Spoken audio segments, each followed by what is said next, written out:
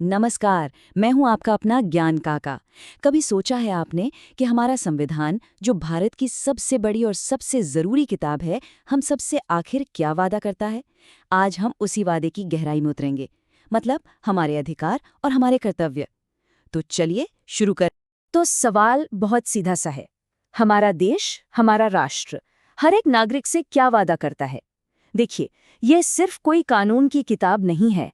ये एक भरोसा है, एक मजबूत वादा कि हर भारतीय को सम्मान से जीने का हक मिलेगा। और इस वादे का दिल, इसकी धड़कन, वो दो खास चीजों में बसती है। हमारे मौलिक अधिकार यानी फंडामेंटल राइट्स और हमारे मौलिक कर्तव्य यानी फंडामेंटल ड्यूटीज। यूं समझिए कि ये हमारे संविधान से मिले दो सबसे कीमती तोहफे हैं। तो चलिए, सबसे पहले बात करते हैं अधिकारों की। सोचकर देखिए, जैसे आपके पास एक अदृश्य ढाल हो जो हमेशा आपकी रक्षा करे। हमारे 6 मौलिक अधिकार बिल्कुल वैसी ही ढाल हैं। ये हर नागरिक को ताकत देते हैं और उसकी हिफाजत करते हैं। चलो, इन ताकतवर ढालों को जरा और करीब से जानते हैं। पहली और सबसे जरूरी ढाल है समानता का अधिकार। इसका मतलब बड़ा साफ है। कानून के सामने सब बराबर हैं, चाहे कोई अमीर हो या गरीब, किसी भी धर्म का हो, किसी भी जाति का हो, कोई फर्क नहीं। कानून के लिए सब एक समान हैं। इसके बाद आता है स्वतंत्रता का अधिकार। और सुनिए, ये सिर्फ एक अधिकार नहीं है, बल्कि आज़ादियों का एक पूरा का पूरा गुलदस्ता है। इसमें 6 कमाल की आज़ादियां हैं जो हमें खुलकर जीने और अपनी बात दुनिया के सामने रखने की हिम्मत देती हैं। तो कौन कौन सी हैं ये 6 आज़ादियां?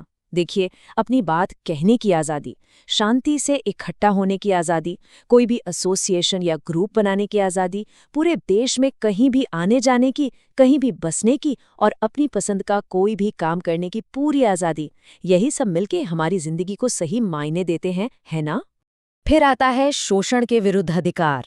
ये अधिकार एक मजबूत दीवार की तरह खड़ा है जो इंसानी तस्करी, बंधुआ मजदूरी और बाल मजदूरी जैसी भयानक बुराइयों को रोकता है।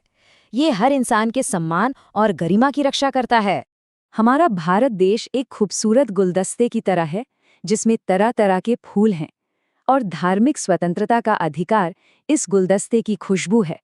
ये हम सबको आज़ादी देता है कि हम अपनी मर्जी से किसी भी धर्म को मानें, उसकी पूजा पद्धति का पालन करें या उसका प्रचार प्रसार करें। और बिल्कुल इसी तरह सांस्कृतिक और शैक्षिक अधिकार हमारी इसी विविधता का जश्न मनाते हैं।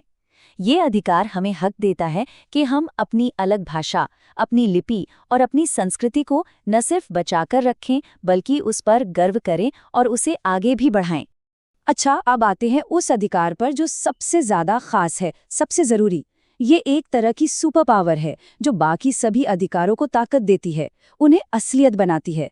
सच कहूं तो इसके बिना बाकी सारे अधिकार बस कागज पर लिखे शब्द रह जाते। खुद डॉक्टर B.R. अम्बेडकर ने इसे संविधान की आत्मा और उसका दिल कहा था। सोचिए जरा, ऐसा कौन सा अधिकार होगा जिसे इतनी बड़ी, इतनी महत्वपूर्ण उपाधि दी गई हो? जी हाँ, ये है संवैधानिक उपचारों का अधिकार। इसका मतलब है कि अगर कोई भी आपके किसी भी मौलिक अधिकार को छीनने की कोशिश करता है, तो आप सीधे देश की सबसे बड़ी अदालत यानी सुप्रीम कोर्ट का दरवाजा खटखटा सकते हैं।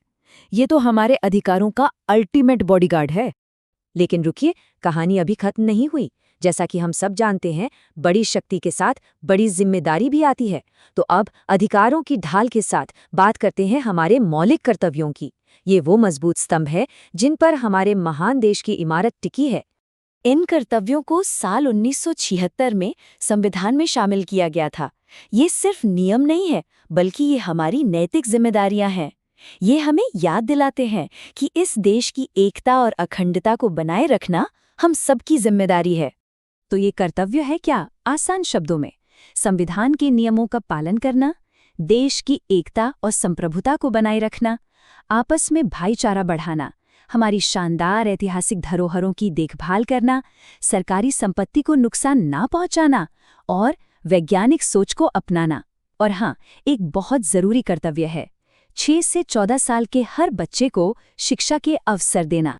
तो अब देखिए, पूरी तस्वीर साफ हो जाती है।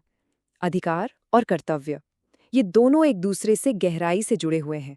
इन्हें आप अलग कर ही नहीं सकते। यही वो संतुलन है जो किसी भी राष्ट्र को मजबूत और महान बनाता है। इसे ऐसे समझिए, अधिकार हमारी वो ढाल हैं जो देश हमें हमारी सुरक्षा के लिए देता है, और कर्तव्य वो स्तंभ हैं जो हम सब मिलकर देश को मजबूती देने के लिए लगाते हैं। एक के बिना दूसरा हमेशा अधूरा है।